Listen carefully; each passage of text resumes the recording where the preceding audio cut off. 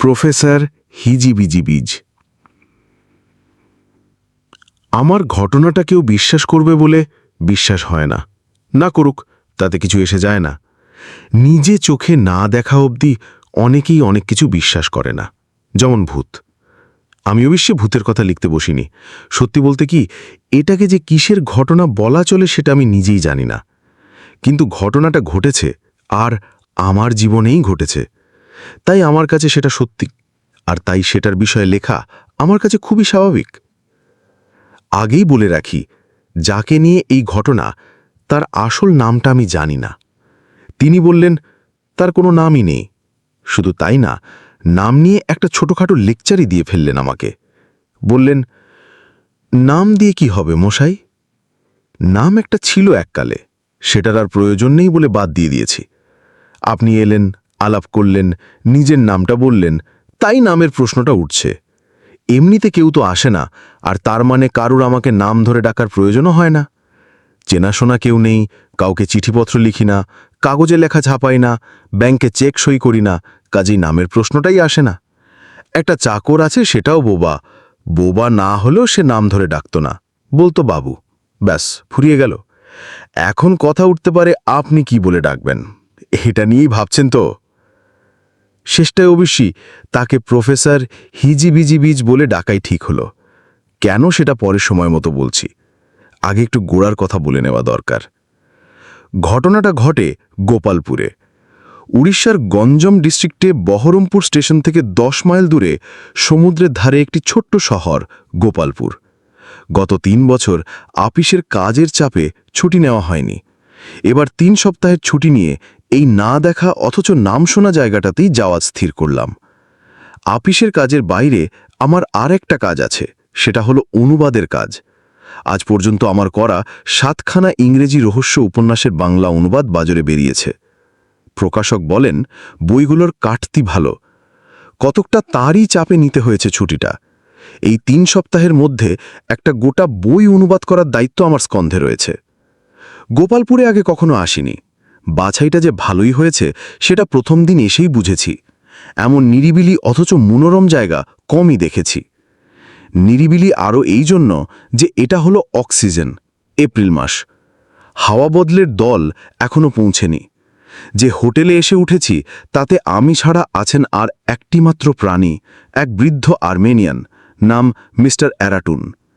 তিনি থাকেন হোটেলের পশ্চিম প্রান্তের ঘরে, আর আমি থাকি পূর্ব প্রান্তে। হোটেলের লম্বা বারান্দায় ঠিক নিচ থেকেই শুরু হয়েছে বালি। 100 গজের মধ্যেই সমুদ্রে ঢেউ এসে সেই বালির ওপর আছড়ে পড়ছে। লাল কাঁকড়েগুলো মাঝে মাঝে বারান্দায় উঠে এসে ঘোরাফেরা করে। আমি ডেক চেয়ারে বসে দৃশ্য উপভোগ করি আর লেখার কাজ করি। সন্ধ্যায় ঘণ্টা 2-এর জন্য কাজ বন্ধ রেখে বালির ওপর হাঁটতে বেরোই। প্রথম 2 দিন সমুদ্রের তীর ধরে পশ্চিম দিকটায় গেছি। তৃতীয় দিন মনে হলো একবার পূব দিকটাতেও যাওয়া দরকার। বালির ওপর আদ্যিকালে নোনা ধরা পোড়া বাড়িগুলো ভারী অদ্ভুত লাগে।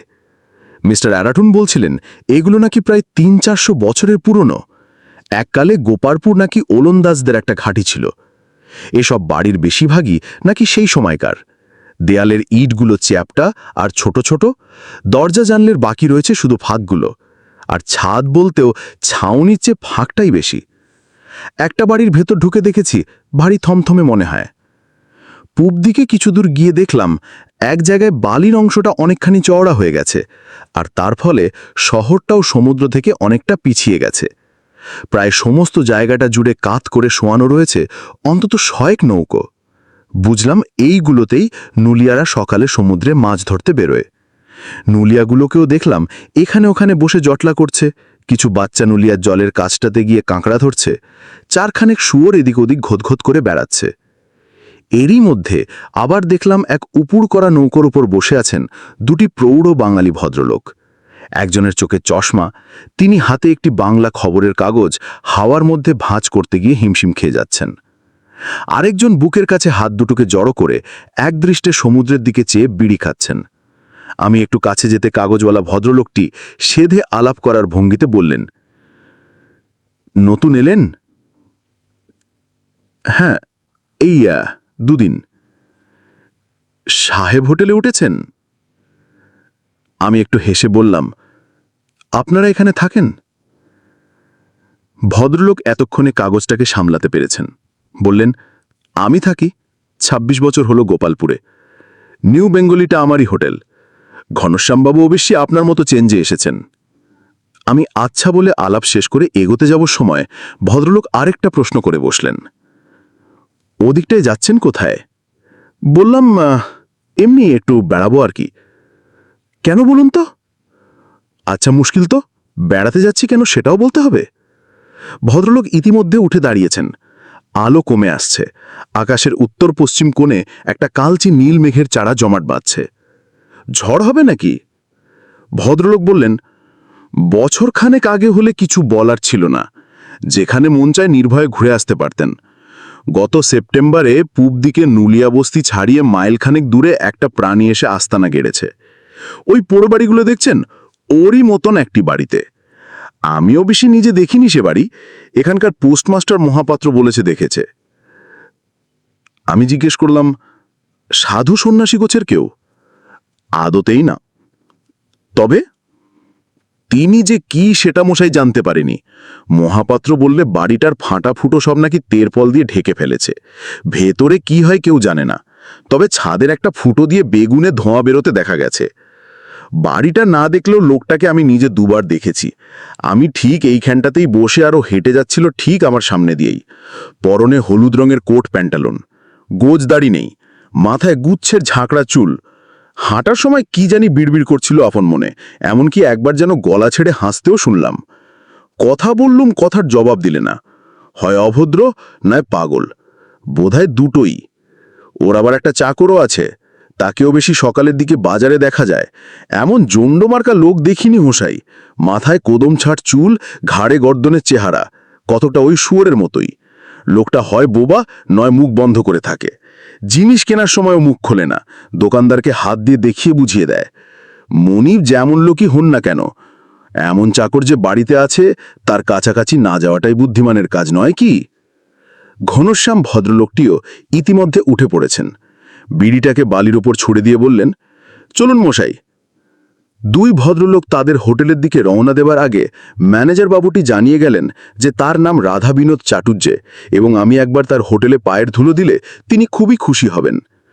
রহস্য গল্প অনুবাদ করে করে রহস্য সম্পর্কে যে একটা স্বাভাবিক আকর্ষণ আমার মনে গড়ে উঠেছে, সেটা তো নিউ বেঙ্গলি হোটেলের ম্যানেজার বাবু জানেন না। আমি বাড়ি ফেরার কথা একবারও চিন্তা না করে পূব দিকেই আরও এগোতে লাগলাম। এখন ভাটার সময়, সমুদ্রের জল পিছিয়ে গেছে, ঢেউও অল্প। পাড়ের যেখানে এসে ঢেউ ফেনা কাটছে তার কাছেই কয়েকটা কাক লাফালাফি করছে। ফেনাগুলো সরসর করে এগিয়ে এসে পিছিয়ে যাচ্ছে, আর তারপরেই ফেনার বুড়বুড়িতে ঠোকর দিয়ে কাঁকড়াগুলো কি যেন খাচ্ছে। নুলিয়া গ্রাম ছাড়িয়ে মিনিট 10 পথ যেতেই বাড়িটাকে দেখতে পেলাম। তেরফলে তাপির কথা আগেই শুনেছি, তাই চিনতে অসুবিধা হলো না। কিন্তু কাছে গিয়ে দেখি শুধু তেরপল নয়, বাঁশ, কাঠের থক্তা, মোর্চে ধরা কর্গুরেটেড টিন, এমনকি পেজবোর্ডের টুকরো পর্যন্ত বাড়ি মেরামতের কাছে ব্যবহার করা হয়েছে। দেখে মনে হলো, যদি ছাদ ভেদ করে বৃষ্টির জল না পড়ে তাহলে এ বাড়িতে একজন লোকের পক্ষে থাকা এমন কিছু অসম্ভব নয়। কিন্তু সেই লোকটি কোথায়? মিনিটখানেক দাঁড়িয়ে থেকে মনে হলো, সে যদি সত্যি ছিটগ্রস্ত হয় আর তার যদি সত্যি একটা শূন্যমার্কা চাকর থেকে থাকে, তাহলে যেভাবে উগ্র কৌতূহল নিয়ে বাড়িটার দিকে আমি হাঁ করে চেয়ে দেখছি, সেটা বোধহয় খুব বুদ্ধিমানের কাজ হচ্ছে না। তার চেয়ে কিছুটা দূরে গিয়ে অন্যমনস্কভাবে পায়চারা করলে কেমন হয়? এত দূর এসে লোকটাকে একবার অন্তত চোখে দেখা মা দেখেই ফিরে যাব। এই সব ভাবতে ভাবতেই হঠাৎ খেয়াল হলো যে বাড়ির সামনের দরজার ফাঁকটার পিছনে অন্ধকারের মধ্যে কি যেন একটা নড়ে উঠল, আর তারপরে একটা ছোট্টখাট্ট বেটে লোক বাইরে বেরিয়ে এলো। বুঝতে বাকি রইল না যে ইনি বাড়ির মালিক, আর ইনি বেশ কিছুক্ষণ থেকেই অন্ধকারের সুযোগ নিয়ে আমাকে পর্যবেক্ষণ করছিলেন। আপনার হাতে যে 6টা আঙ্গুল দেখছি? হ্যাঁ হ্যাঁ, হে হে খেয়ে করে হঠাৎ মিহি গলায় কথা এলো। কথাটা ঠিকই। আমার হাতে বুড়ো আঙুলের পাশে জন্ম থেকেই একটা বাড়তি আঙুল রয়েছে, যেটা কোনো কাজ করে না। কিন্তু ভদ্রলোক অত দূর থেকে বুঝলেন কি করে? এবার আরও কাছে এলে পর বুঝলাম তার হাতে রয়েছে একটা আদ্যিকালের একচোখা দূরবীন, আর সেটা দিয়েই নির্ঘাত এতক্ষণ তিনি আমাকে স্টাডি করছিলেন। অন্যটা নিশ্চয়ই বুড়ি আঙুল, তাই নয় কি? হ্যাঁ। ভদ্রলোকের গলার স্বর অত্যন্ত মিতি। এত বয়সের লোকের এমন গলা আমি কখনো শুনিনি। আসুন না, বাইরে দাঁড়িয়ে কেন? কথাটা শুনে আমি রীতিমতো অবাক হলাম। রাধাবিনোদ বাবুর কথায় আমার লোকটা সম্পর্কে একেবারে অন্যরকম ধারণা হয়েছিল। এখন দেখছি দিব্যি খোশমেজাজি, ভদ্র ব্যবহার। আমার চেয়ে এখনো হাত 10 দূরে দাঁড়িয়ে ভদ্রলোক। সন্ধ্যের আলোতে তাকে ভালো করে দেখতে পাচ্ছিলাম না, অথচ দেখার ইচ্ছেটাও প্রবল। তাই তার অনুরোধে আপত্তি করলাম না। একটু সাবধানে, আপনি লম্বা মানুষ, আমার দরজাটা আবার। হেঁটো হয়ে মাথা বাঁচিয়ে ভদ্রলোকের আস্তানায় প্রবেশ করা গেল। একটা পুরনো মেটে গন্ধের সঙ্গে সমুদ্রের স্যাঁতসেঁতে গন্ধ, আর আরেকটা কি জানি অচেনা গন্ধ মিশে এই পাঁচমিশালি জোড়াতালি বাড়ির সঙ্গে বেশ খাপ খেয়ে গেছে। বাঁ দিকে আসুন, ডান দিকটা আমার কাজের ঘর। ডান দিকের দরজার ফাঁকটা দেখলাম একটা বড় কাঠের তক্তা দিয়ে বেশ পোক্তভাবেই বন্ধ করা রয়েছে। আমরা বাঁ দিকের ঘরে ঢুকলাম। এটাকে বোধহয় বৈঠকখানা বলা চলে। এক কোণে একটা কাঠের টেবিলের ওপর কিছু মোটা মোটা খাতাপত্র, গোটা 3 কলম, একটা দোয়াত, একটা আঠার শিশি, একটা বড় কাঁচি। টেবিলের সামনে একটা মরচে ধরা টিনের চেয়ার, একপাশে একটা বড় উপুর করা প্যাকিং কেস, আর ঘরের ঠিক মাঝখানে একটা বিরাট চেয়ার। এই শেষের আসবাবটি থাকা উচিত ছিল কোনো রাজবাড়ির বৈঠকখানায়। জাঁদরেল কাঠির ওপর জাঁদরেল কারুকার্য, বসবার জায়গায় গাঢ় লাল মুখমলের ওপর ফুলকারি। আপনি ওই বাক্সটায় বসুন, আমি চেয়ারে বসছি। এই প্রথম একটা খটকা লাগল। লোকটা বদ্ধ পাগল না হলেও একটু বেয়াড়া রকমের খামখেয়ালি তো বটেই। তা না হলে একজন বাইরের লোককে নিজের বাড়িতে ডেকে এনে প্যাকিং বাক্সে বসতে দিয়ে নিজে সিংহাসনে বসছে। অথচ জানলায় তেরোপলের ফাঁক দিয়ে আসা সন্ধ্যের আলোতে তার চোখে কোনো পাগলামির লক্ষণ তো দেখছি না, বরং বেশ একটা ছেলে মানুষই হাসি খুশি ভাব। আর সেই কারণেই লোকটার বেয়াড়া অনুরোধ সত্ত্বেও তার ওপর কোনো বিরক্তির ভাব এলো না। আমি প্যাকিং কেসটার ওপরে বসলাম। তারপর বলুন, বললেন ভদ্রলোক। কি বলবো? আসলে তো কিছুই বলতে আসিনি, শুধু দেখতেই এসেছিলাম। তাই ফস করে বলুন বললে বেশ মুশকিলেই পড়তে হয়। শেষটায় আর কিছু ভেবে না পেয়ে নিজের পরিচয়টাই দিয়ে ফেললাম। আমি এসেছি ছুটিতে, কলকাতা থেকে। আমি একজন লেখক। আমার নাম হিমাংশু চৌধুরী। এদিকে এসেছিলাম বেড়াতে, আপনার বাড়িটা চোখে পড়ল। বেশ বেশ, পরিচয়টা পেয়ে খুশি হলাম। তবে আমার কিন্তু নাম টাম নেই। আবার খটকা। নাম নেই মানে? নাম তো একটা সকলেরই থাকে, এর বেলায় তার ব্যতিক্রম হবে কেন? কথাটা তাকে জিজ্ঞেস করতেই ভদ্রলোক নামের ওপর লেকচারটা দিয়ে দিলেন। সেটা শেষ হবার পর আমাকে চুপ করে থাকতে দেখে ভদ্রলোক মুচকি হেসে বললেন, আমার কথাগুলো বোধহয় আপনার মনোপুত হলো না। একটা কথা তাহলে বলি আপনাকে, আমি নিজে কিন্তু মনে শনে আমার কয়েকটা নাম ঠিক করে রেখেছি। অবশ্যই এই নামটা কাউকে বলিনি, কিন্তু আপনার কিনা 6টা আঙুল, তাই আপনাকে বলতে আপত্তি নেই। আমি ভদ্রলোকের দিকে চেয়ে রইলাম। ঘরে আলো ক্রমশ কমে আসছে। চাকরটাকে দেখছি না কেন? অন্তত একটা মোমবাতি বা কেরোসিনের আলো তো এই সময় ঘরে এনে রাখা উচিত। ভদ্রলোক এবার তার মাথাটা একপাশে ঘুরিয়ে বললেন, আমার কানটা লক্ষ্য করেছেন কি? এতক্ষণ করিনি, কিন্তু এবার চোখ পড়তেই চমকে উঠলাম। এই রকম মানুষের কান আমি কখনো দেখিনি। ওপর দিকটা গোল না হয়ে ছুচলো, ঠিক যেমন শেয়াল কুকুরের হয়। এরকম হলো কি করে? কান দেখিয়ে আমার দিকে ফিরে ভদ্রলোক আরেকটা তাজ্জব ব্যাপার করে বসলেন। তার নিজের মাথার চুলটা ধরে দিলেন এক টান, আর তার ফলে সেটা হাতে খুলে এলো। অবাক হয়ে দেখি এক ব্রহ্মতালুর কাছে আর কানের পাশে তায় সারা মাথায় কোথাও একগাছি চুল নেই। এই নতুন চেহারা আর তার সঙ্গে মিটিমিটি চাহিনিতে দুষ্টু হাসির ভাব দেখে আমার মুখ থেকে আপনা থেকেই একটা নাম বেরিয়ে পড়ল, হিজিবিজবিজ। এক্স্যাক্টলি!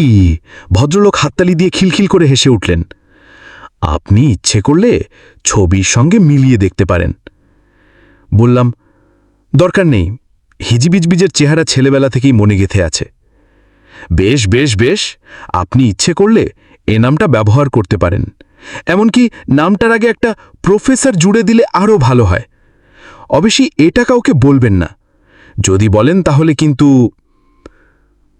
এই প্রথম যেন আমার একটু ভয় ভয় লাগতে লাগল। লোকটা নিঃসন্দেহে পাগল কিংবা বেয়ারা রকমের ছিটগ্রস্ত। এই ধরনের লোককে বরদাস্ত করা ভারী কঠিন। সবসময় কি বলবে কি করবে ভেবে তটস্থ হয়ে থাকতে হয়। দুজনের একসঙ্গে চুপ করে থাকাটাও ভালো লাগছিল না। তাই বললাম, আপনার কানের ছুঁচলো অংশটার রং একটু অন্যরকম বলে মনে হচ্ছে। তা তো হবেই, ওটা তো আর আমার নিজের নয়। জন্মের সময় তো আর আমার এরকম কান ছিল না। তাহলে কি ওটা আপনার চুলের মতোই নকল? টানলে খুলে আসবে নাকি? ভদ্রলোক আবার সেই খিলখিলে হাসি হেসে বললেন, মোটেই না, মোটেই না, মোটেই না। না, লোকটা নির্ঘাত পাগল। বললাম, তাহলে ওটা কি? দাঁড়ান, আগে আমার চাকরের সঙ্গে আলাপ করিয়ে দিই। একেও হয়তো আপনি চিনতে পারবেন। এতক্ষণ লক্ষ্য করিনি, কোন ফাঁকে জানি আরেকটি লোক পিছনের দরজায় দাঁড়িয়েছে। তার হাতে একটা কেরোসিনের বাতি। এই সেই চাকর যার কথা রাধা বিনোদবাবু বলেছিলেন। ভদ্রলোক হাতচানি দিয়ে ডাকলে পর সে নিঃশব্দে ঘরে ঢুকে টেবিলের ওপর কেরোসিনের বাতিটা রাখল। সত্যি এরকম জন্ডামার্কা লোক এর আগে দেখেছি বলে মনে পড়ে না। লোকটার গায়ে একটা ডোরা কাটা ফতুয়া আর একটু খাটো করে পড়া ধুতি। পায়ের গুলি, হাতের মাসেল, কবজির ব্যাড়, বুকের ছাতি, গর্দানের বহর দেখলে স্তম্ভিত হতে হয়। অথচ লম্বায় লোকটা 5 ফুট 2-3 ইঞ্চির বেশি নয়। কারোর কথা মনে পড়ছে কি আমার চাকরকে দেখে? জিজ্ঞেস করলেন হিজিবিজবিজ। লোকটা বাতি নামিয়ে রেখে তার মনিবের দিকে ফিরেন আদেশের অপেক্ষায় চুপ করে দাঁড়িয়ে আছে। মিনিট খানিক তার দিকে চেয়ে থাকতে থাকতে হঠাৎ মিলটা মনে পড়ে গেল। অবাক হয়ে বললাম, আরে এ যে ষষ্ঠীচরণ। ঠিক ধরেছেন, ঠিক ধরেছেন। খুশিতে বসে বসেই নেচে উঠলেন। খেলার ছলে ষষ্ঠীচরণ হাতি লোফেন যখন তখন, দেহের ওজন 19টি মন, শক্ত যেন লোহার গঠন। অবশ্যই ওর ওজন ঠিক 19 মন নয়, 3.5-এর একটি বেশি। আর হাতি লোফার কথা জানি না, কিন্তু এখানে এসে অবধি ও প্রতিদিন সকালে 2টো আস্ত ধেড়ে শুয়োর নিয়ে লোফালোপি করে। এটা আমি নিজের চোখে দেখেছি। এই যে আমার চেয়ারটা, এটা তো ও এক হাতে তুলে নিয়ে এসেছে। কোত্থেকে? সেটা নাই শুনলেন। যাও তো জ্যোষ্ঠী, 2টো ডাব নিয়ে এসো তো আমাদের জন্য। জ্যোষ্ঠী আজ্ঞা পালন করতে চলে গেল। বাইরে মেঘের গর্জন।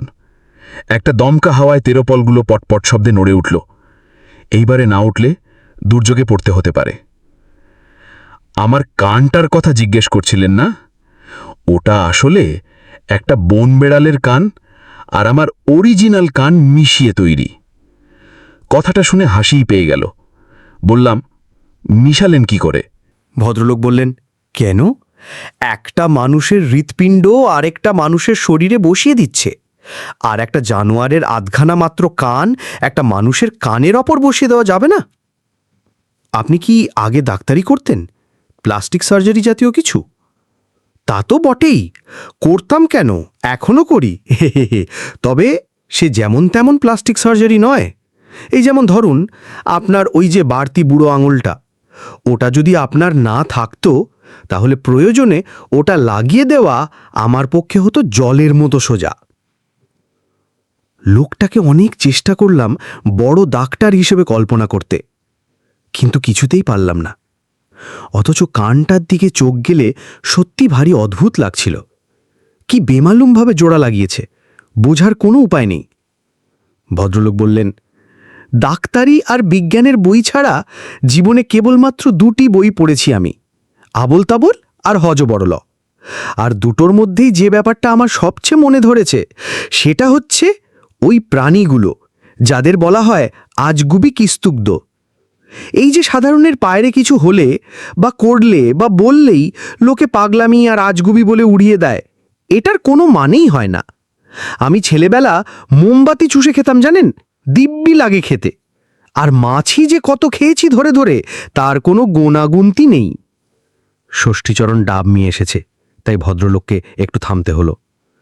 2টো কলাই করা গেলাস টেবিলের উপর রেখে তার ওপর একটার পর একটা ডাব ধরে 2 হাতের তালু দিয়ে চাপ দিতেই সেগুলো মটমট করে ভেঙে ভিতরে জল পড়ল গিয়ে ঠিক গেলাসের ভিতর। ষষ্ঠীচরণ আমাদের হাতে গেলাস ধরিয়ে দিল। ডাবের জলে চুমুক দিয়ে ভদ্রলোক বললেন, ডাক্তারি পড়ে প্লাস্টিক সার্জারিতে স্পেশালাইজ করলাম কেন বলুন তো? কেন? আমার কৌতূহল বাড়ছিল। সেটা আর কিছুই না, ভদ্রলোকের কল্পনার দৌড় কদ্দূর সেটা জানবার জন্য।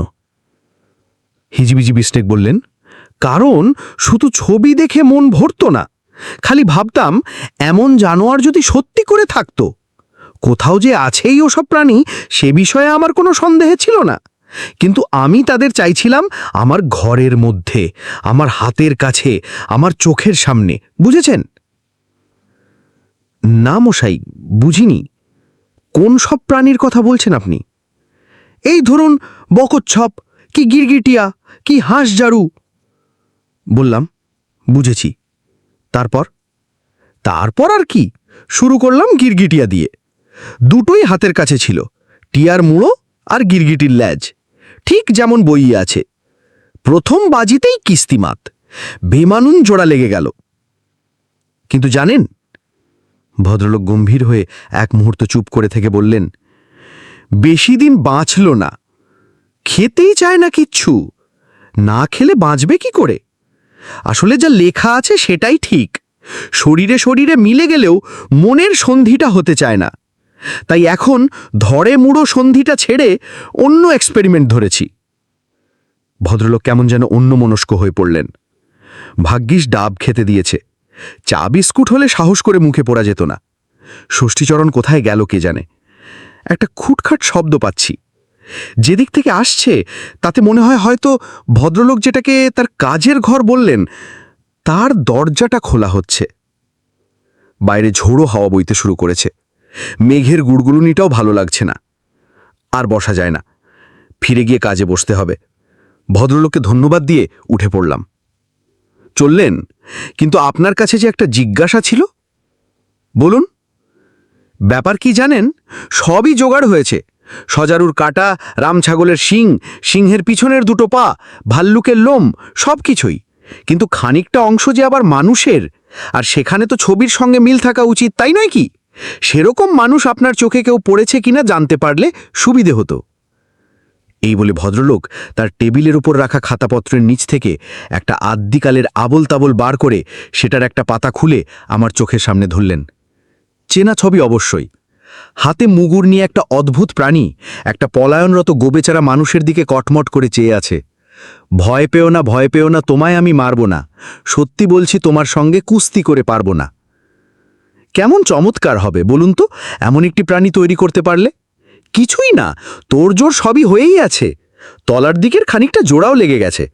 এখন দরকার কেবল একটি এই রকম চেহারার মানুষ।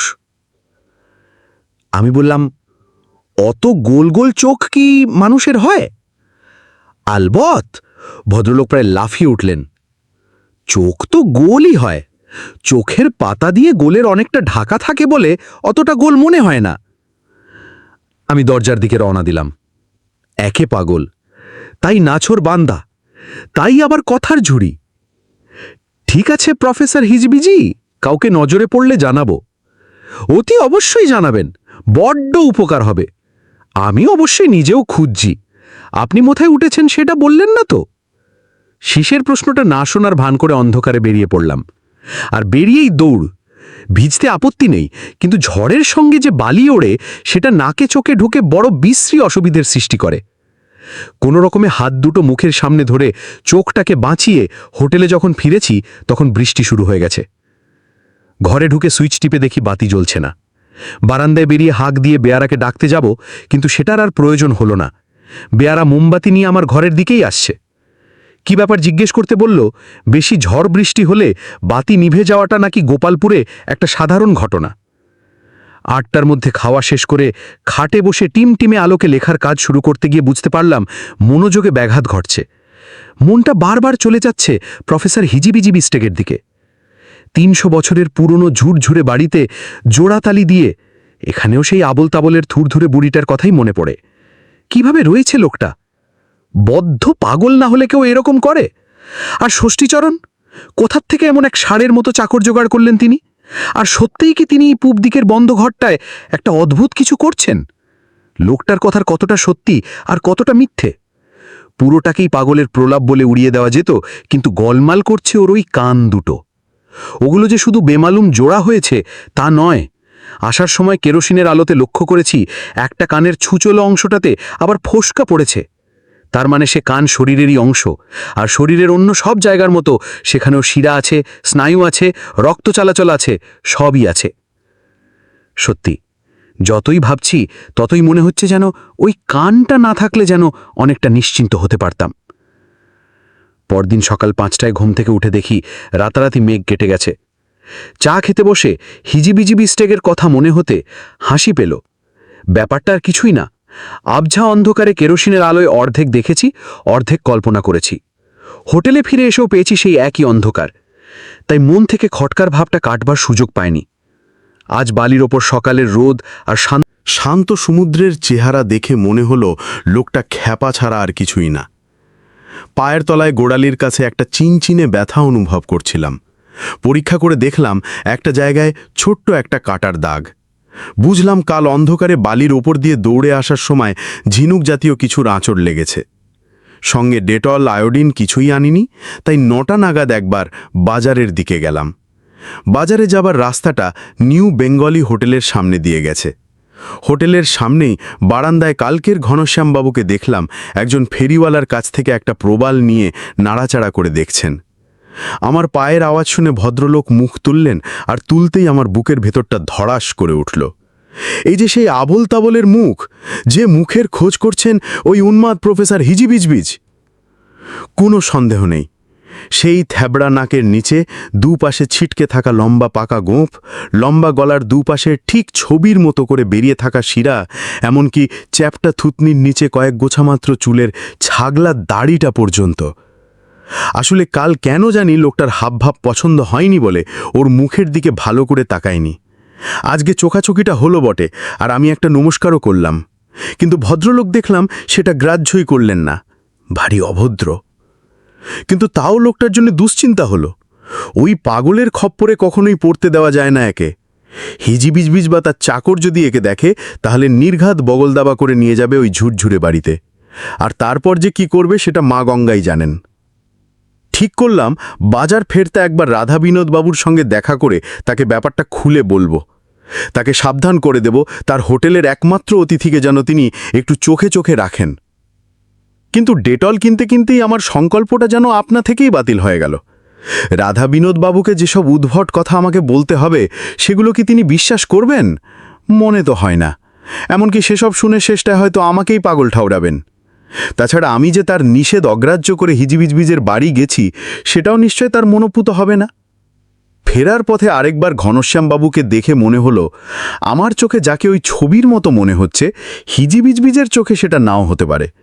সুতরাং যতটা ভয়ের কারণ আছে বলে ভাবছি, আসলে হয়তো ততটা নেই। কাজেই বুদ্ধিমানের কাজ হবে এদের কিছু না বলা, আর প্রফেসরকেও ঘনশ্যামবাবু সম্বন্ধে কিছু না বলা। এবার থেকে শুধু পশ্চিম দিকটায় বেড়াতে যাব, আর বাকি সময়টা হোটেলের ঘরে বসে লেখার কাজ করব। হোটেলে ফিরতেই বেয়ারা বলল একটি ভদ্রলোক আমার খোঁজে এসেছিলেন। আমাকে না পেয়ে তিনি নাকি একটা চিঠি লিখে গেছেন। অত্যন্ত খুদে খুদে প্রায় পিঁপড়ের মতো অক্ষরে লেখা চিঠিটা হচ্ছে এই: প্রিয় শরাঙ্গুল মহাশয়, আজ সন্ধেবেলা অবশ্যই একবার আমার গৃহে আসিবেন। সিংহের পশ্চাৎভাগের সহিত সজারুর কাঁটা এবং ভাল্লুকের লোম নিখুঁতভাবে জোড়া লাগিয়াছে। মুদগড় একটি তৈয়ার হইয়াছে চমৎকার। শৃঙ্গ 3টি মস্তকের অপেক্ষায় আছে। এখন শুধুমাত্র মস্তক ও হস্তদয় সংগ্রহ হইলেই হয়। জ্যোষ্ঠীচরণ জনৈক ব্যক্তির সন্ধান আনিয়াছে। মূল চিত্রের সহিত তাহার নাকি যথেষ্ট সাদৃশ্য। আশা করি আজই আমার পরীক্ষা সফল হইবে। অতএব সন্ধ্যায় একবার কিংকর্তব্য বিমূঢ়ে পদার্পণ করিলে যার পরনাই আহ্লাদিত হইব। ইতি ভবদীয় HBB। মনে পড়ল বাড়ির নাম কিংকর্তব্য বিমূঢ় রাখার কথাটা হজবর লতে হিজিবিজবিজি বলেছিল। চিঠিটা পড়ে মনে আবার দুশ্চিন্তা দেখা দিল, কারণ মন বলছে জ্যোষ্ঠীচরণ হয়তো ঘনশ্যামবাবুকেই দেখেছে। সারা দুপুর যতদূর সম্ভব মন দিয়ে লেখার কাজ করলাম। বিকেলের দিকে ঝড়ো হাওয়া বইতে শুরু করল। বারান্দায় ডেক চেয়ারে বসে সমুদ্রের দিকে দেখতে দেখতে মনটা অনেকটা হালকা হয়ে এলো। উত্তর পশ্চিম থেকে হাওয়া এসে এগিয়ে আসা ঢেউগুলোর গায়ে লাগছে, আর তার ফলে ঢেউয়ের মাথার ফেনাগুলো টুকরো টুকরো হয়ে হাওয়ায় ছড়িয়ে পড়ছে। বেশ লাগছে দেখতে। 6টা নাগাদ হঠাৎ দেখি রাধাবিনোদবাবু কেমন একটা উদ্ভ্রান্ত ভাব নিয়ে বালির উপর দিয়ে হন্তদন্ত হয়ে আমাদের বারান্দার দিকে এগিয়ে আসছেন। ভদ্রলোক কাছে এসে হাঁপাতে হাঁপাতে বললেন, আমার চেয়ে গেস্টটিকে কি এদিক দিয়ে হেঁটে যেতে দেখেছেন? কে, ঘনশ্যামবাবু? আরে হ্যাঁ মশাই, ওইখানেই ওয়েট করার কথা আমার জন্যে। এখন এসে দেখছি নেই। কাছাকাছির মধ্যে একটা লোক নেই যাকে জিজ্ঞেস করি। এদিকে আমার হোটেলেও হাঙ্গামা। আমার সোনার ঘড়িটি চুরি গেছে, চাকরটাকে জেরা করতে দেরি হয়ে গেল। আপনার এদিক দিয়ে যায়নি বোধহয়। আমি চেয়ার ছেড়ে উঠে পড়লাম। না, এদিক দিয়ে যায়নি, তবে একটা সন্দেহ হচ্ছে আমার। একটা জায়গায় গেলে হয়তো খোঁজ পাওয়া যেতে পারে। আপনার হাতের লাঠিটা বেশ মজবুত তো? ভদ্রলোক থতমত খেয়ে বললেন, লাঠি?